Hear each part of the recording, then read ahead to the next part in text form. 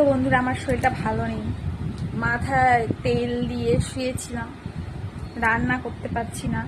তাই আজকে মা রান্না করে, মা এসেছে কদিন থেকে, তো মা কালকে চলে যাবে।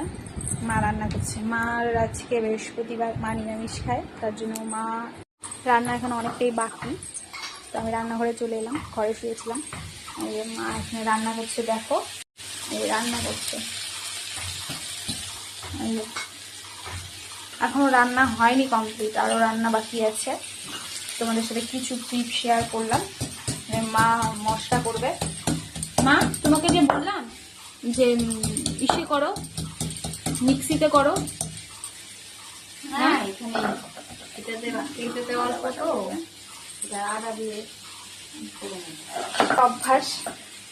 এই যে এখানে এসে